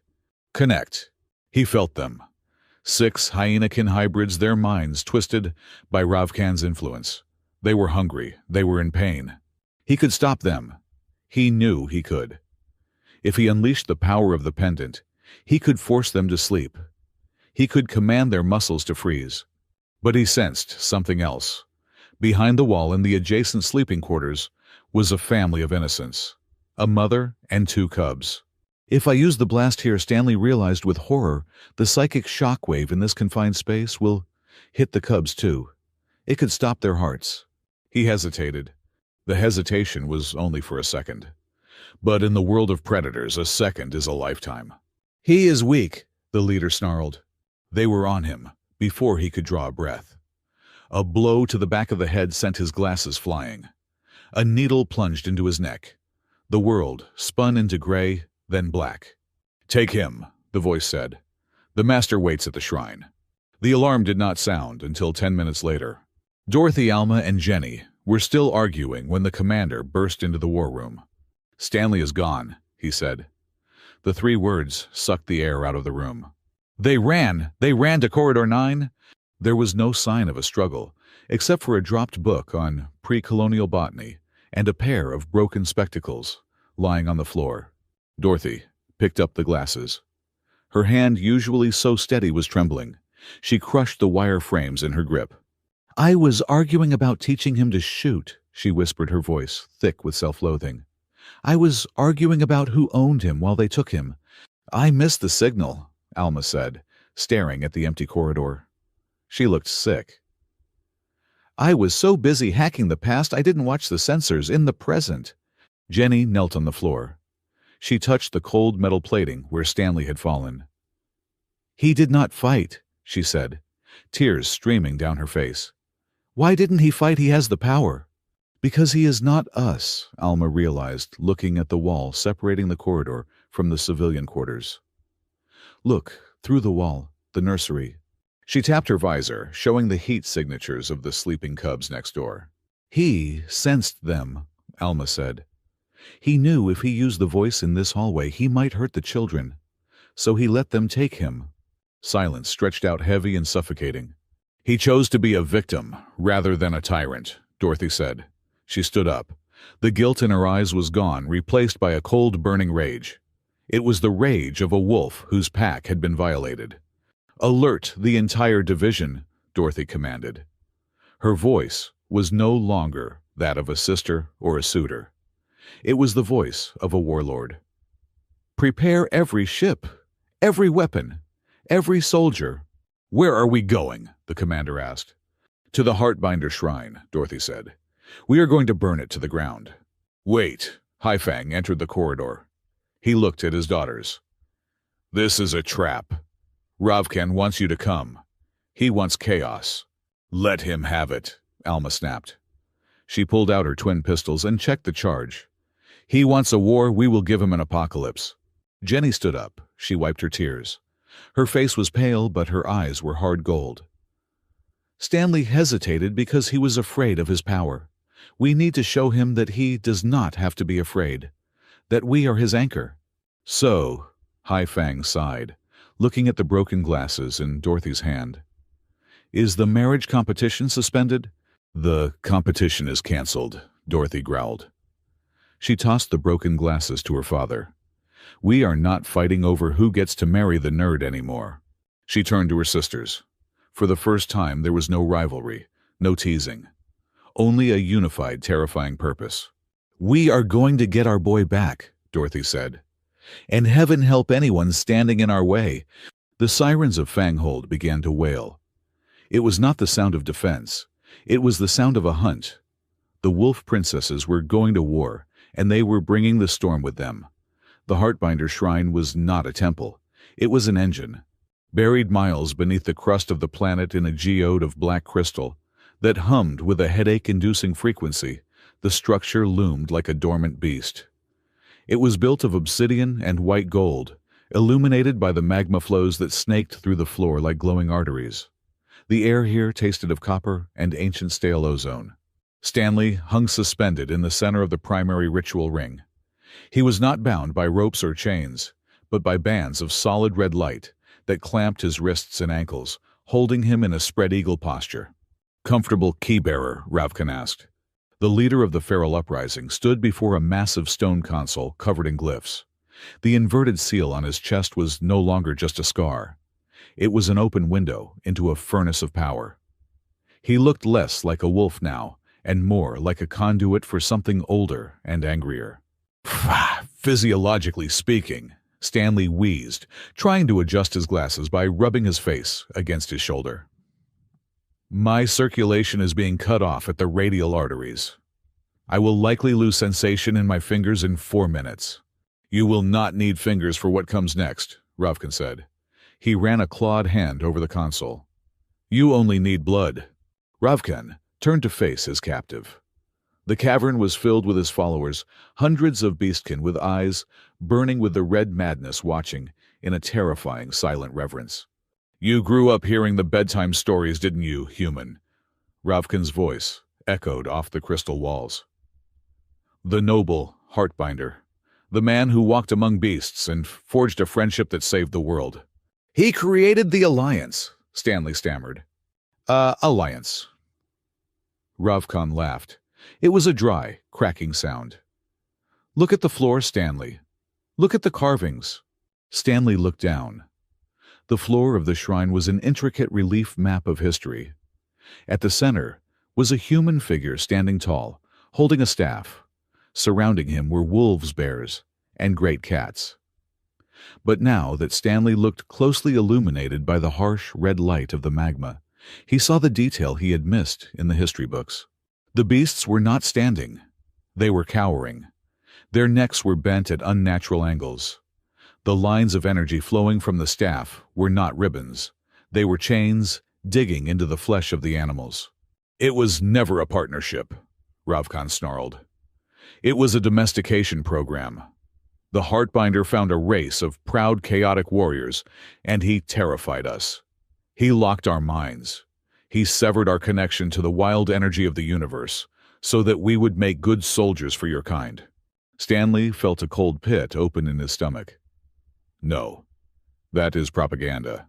Is it? Ravkan stepped closer.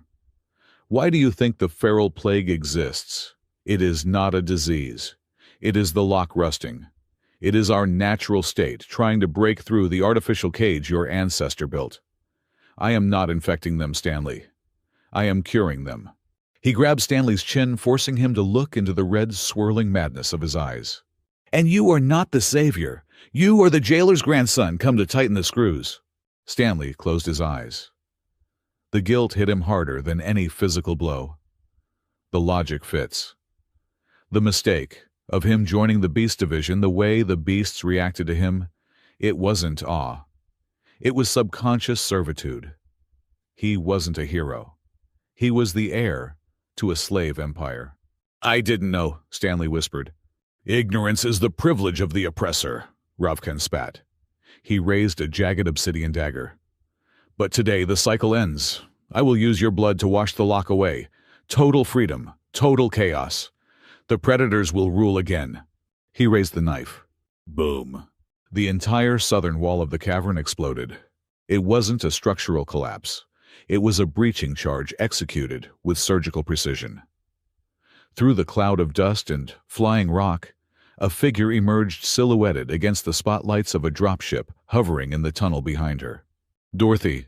She was wearing full assault armor, her greatsword gleaming. She did not roar. She did not pose.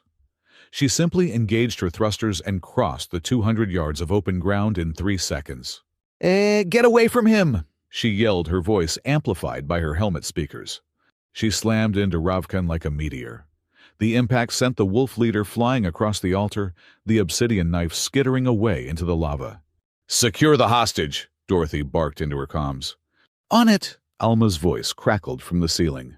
Stanley looked up to see Alma rappelling down from a stalactite hanging upside down. She dual-wielded plasma pistols, raining covering fire on the feral beasts, trying to rush the altar. Don't go anywhere, nerd, Alma shouted, blasting a hyenakin in the knee. We are working on the unlock codes. The energy barrier is too dense. Jenny's voice came from the breach point. The healer was standing behind a line of Beast Division shield bearers, her hands glowing with golden light as she tried to hold back the red tide of magic that Ravkan had unleashed. The ritual has already started. The room is eating the magic. Ravkan recovered quickly. He roared, and the red markings on his body flared. He didn't reach for a weapon. He reached for the air itself. The magma in the trenches rose up, forming lashing whips of molten rock. You protect the chains, Ravkan screamed at Dorothy, dodging her sword swing and blasting her back with a wave of telekinetic force. "You fight for the right to be a pet." "I fight for my choices," Dorothy grunted, digging her boots into the stone to stop her slide.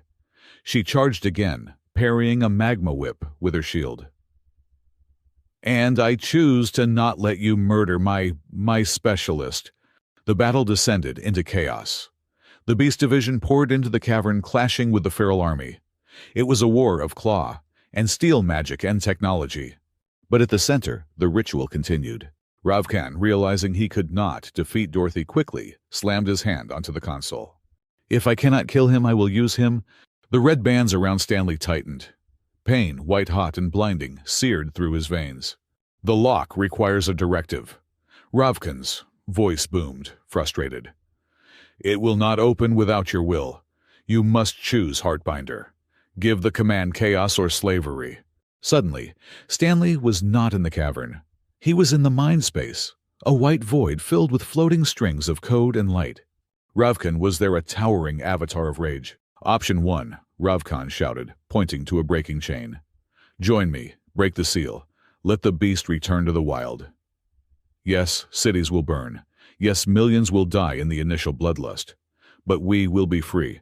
Shasho. Option 2. Ravkan pointed to a heavy iron lock. "Reject me. Use your power to reinforce the seal. Enslave us again for another 5,000 years. Stop the pain, but kill our souls." "Choose," Ravkan demanded. "Chaos or slavery, blood or chains." Stanley trembled in the void. It was an impossible choice. If he broke the seal, he doomed humanity. If he fixed it, he betrayed the beasts he had come to love. "There has to be another way," Stanley wept. "There is no other way," Ravkan roared. "That is the legacy of your blood." Stanley fell to his knees. He looked at the strings of light representing the pact. He saw the flaw. He saw the cruelty. "I am sorry," he thought. "I am so sorry." And then deep in the code of the magic, beneath the layers of red anger and iron chains, Stanley saw something else. A memory. It was not his memory. It was the first Heartbinder. The vision shifted. Stanley saw the ancient ancestor, an old man dying on a stone bed. He was weeping. He held a quill, trying to write on a scroll, but his hands were too weak. "I failed," the old man whispered. "I made the lock too tight. I wanted to save them, but I broke them.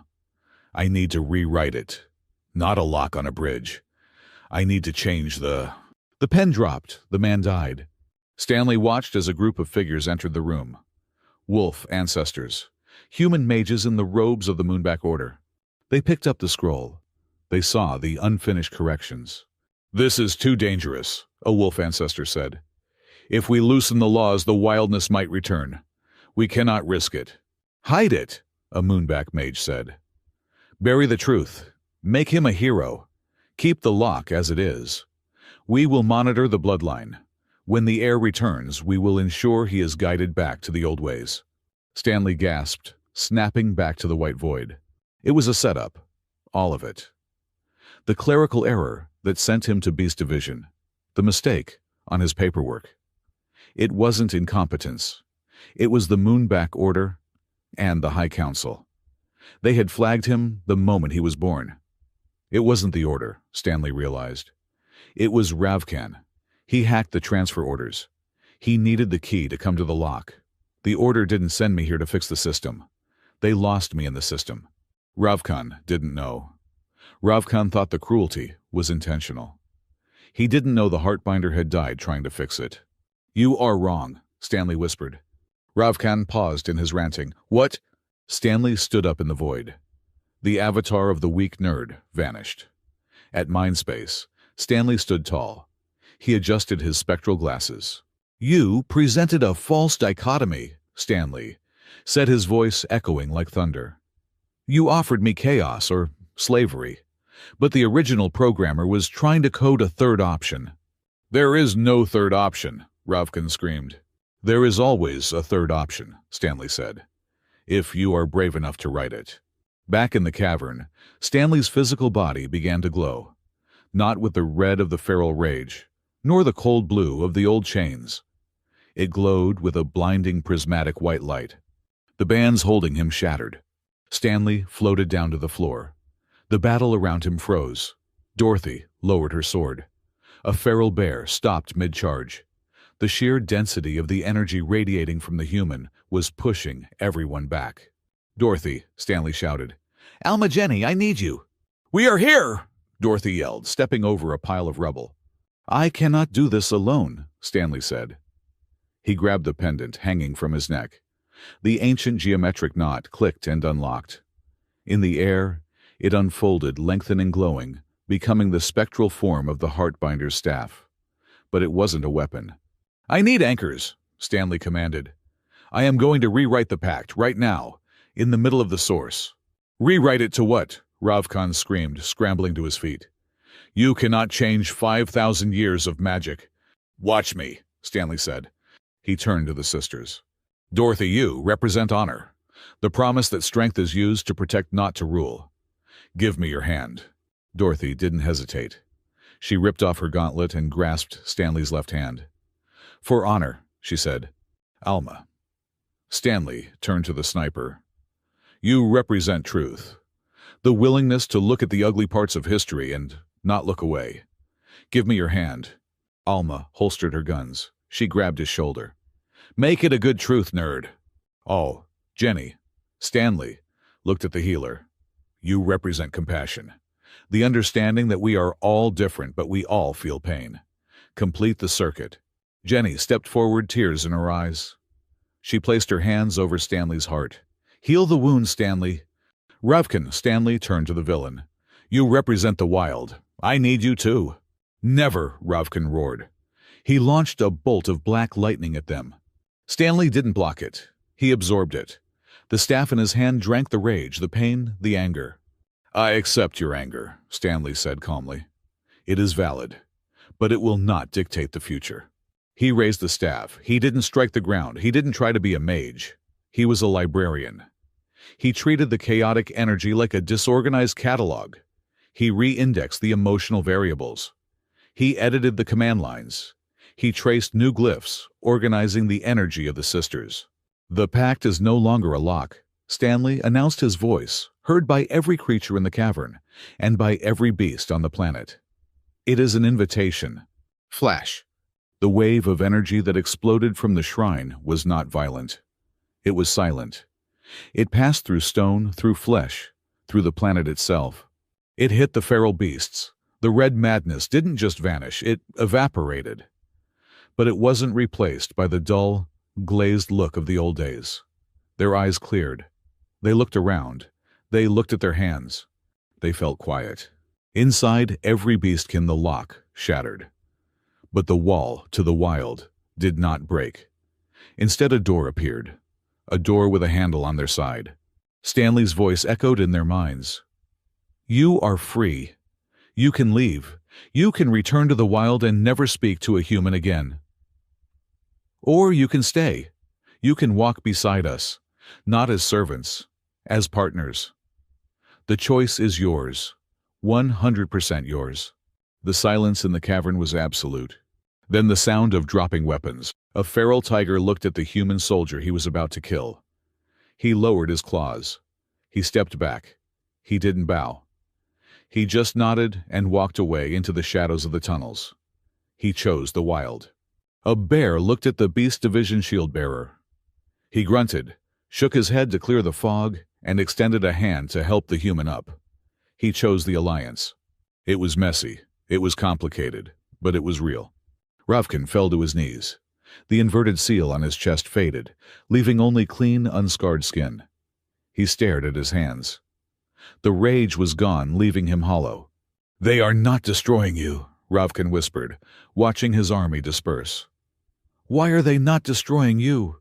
"Because they don't have to anymore," Stanley said, lowering the staff. It shrank back into a cheap ballpoint pen. "You wanted to force them to be free, Ravkan. That is just another kind of cage." Ravkan looked at Stanley. The hate was gone, replaced by a crushing shame. He looked at the chaos he had caused. "There is no place for me in this new world," Ravkan said quietly. I am a relic of the war. He stood up. He looked at the magma flow. Don't, Dorothy said, stepping forward. That is the coward's way out. Ravkan looked at her. Then what is the warrior's way? Living with what you did, Dorothy said. The deep tunnels need a guardian. Someone to make sure nothing worse than you ever comes up from the dark. You want to protect the wild. Go protect it. Alone. Ravkan nodded slowly. He looked at Stanley one last time, a look of profound confusion and respect. Then he turned and walked into the darkness of the lower caverns. He would become a ghost story, a sentinel in the dark paying for his sins one day at a time. Stanley's knees buckled. Whoa! Alma caught him before he hit the floor. Did it work? Stanley mumbled, his eyes losing focus. You rewrote the constitution of the entire species with a ballpoint pen. Alma laughed, though her voice was shaky. Yeah, nerd. It worked. He needs medical attention, Jenny fussed, checking his pulse. His energy levels are at 0. He needs a vacation, Dorothy said, looking at the piece spreading through the cavern. She hoisted Stanley up, letting him lean against her armored shoulder. But first, let's get him home. 2 weeks later. Fanghold was different. The air felt lighter. The oppressive military tension was gone, replaced by a chaotic, bustling energy. The new pact had caused a massive reorganization. About 30% of the beastkin had chosen to leave the fortress, returning to the planetary surface to live in independent colonies. The division respected their choice. But the 70% who stayed were different. They stood taller. They laughed louder. They worked with humans not because they were programmed to, but because the pay was good and the camaraderie was real. In the Great Hall, a celebration was underway. Haifang stood at the podium. He looked older, tired, but satisfied. We have entered a new era, Haifang bellowed, raising a goblet. An era of cooperation, an era of family values. He turned his gaze to the table, where Stanley sat looking uncomfortable, in a dress uniform that actually fit him this time. And speaking of family, Haifang continued, a mischievous glint in his eye. Now that the crisis is averted, we must revisit the unfinished business of the Heartbinder's integration into the Wolf lineage. The political stability of the region depends on a strong marriage alliance. The hall went silent. Everyone looked at the table. Dorothy slammed her tankard down. Father, we discussed this. He is not a political asset. Exactly. Alma chimed in, leaning back in her chair and peeling a fruit with a knife. He is a free agent. And legally speaking, since I was the one who hacked the security codes that saved his life, I have salvage rights. Salvage rights! Jenny gasped, blushing furiously. He is a person, Alma, not a crashed ship. Besides, his emotional resonance is most compatible with a healer. We have synchronized chakras. Chakras don't keep you warm at night, little sister, Dorothy scoffed. He needs someone who can spot a threat, someone who can carry him when he forgets to eat. I can walk perfectly fine, thank you, Stanley interrupted. The three sisters turned to him. The entire hall watched. The old Stanley would have stuttered. He would have hidden under the table. But the Stanley who sat there now had stared down a warlord and rewritten history. He adjusted his glasses. He took a sip of his drink. I believe, Stanley said, his voice calm and clear, that the new pact explicitly states that all relationships must be based on mutual consent and individual choice. Clause 4, Section B. He looked at Haifang. So respectfully, sir, you can take your political alliance and file it under obsolete. Haifang blinked. Then he threw his head back and laughed, a roaring, belly-shaking laugh. Ha, the pup has teeth. Stanley turned to the three princesses. They were staring at him, stunned. As for you three, Stanley said, a small, sly smile playing on his lips. Dorothy, you are terrifying, but I feel safest when you are near. Alma, you are infuriating, but you make me smarter. Jenny, you are overwhelming, but you give me peace. He leaned back, crossing his arms. I am not marrying anyone today, but I am currently looking for 3 very specific research assistants for my new project, The sociology of multi-species romance. The position requires long hours, intense debate, and occasional dinners. He looked at them. Any volunteers? Dorothy hid a smile behind her hand. I suppose I have some leave time accrued. I accept, Alma grinned, provided I get to edit the final manuscript. I will brew the tea, Jenny beamed. The hall erupted in cheers. The competition was over, replaced by something much more interesting, a courtship on equal terms. Epilogue. The new office of the Universal Mediator was a mess. It was located in the highest spire of Fanghold with windows, overlooking the now calm energy rift. Stanley sat at his desk, surrounded by piles of scrolls, datapads, and holographic schematics. He was writing a syllabus. Course title, Human Tactical Methodologies and Why They Work. Instructor, Professor Stanley. Assistant instructors, Captain Dorothy, Specialist Alma, Healer Jenny. There was a knock on the door. Come in, Stanley called out. Dorothy walked in. She was carrying a stack of reports. Security update. The deep tunnels are quiet. Ravkin sent a signal. Just one ping. He is still there. Good, Stanley said. And, Dorothy added, placing a box on his desk. This came from the Academy. Your new credentials. Stanley opened the box. Inside was a badge. It didn't say archivist. It didn't say heartbinder. It simply said teacher. Alma dropped down from the ceiling hatch, landing on the sofa. Boring, she yawned. When do we get to go on another mission? I heard there is a weird energy signature in the Southern Nebula.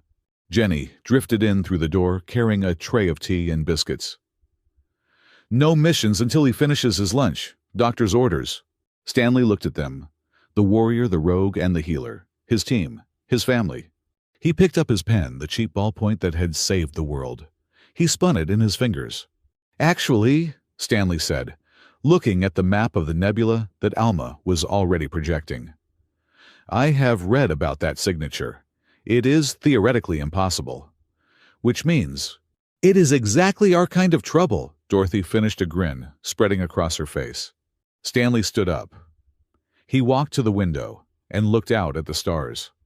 He touched the pendant on his chest. It had changed shape. The knot was loose now, an open loop symbolizing a door that never locked. History would remember the first heartbinder as a tragedy. But they would remember the second heartbinder as a comedy, a story of a weak human who stumbled into the wrong room and decided to redecorate the whole house.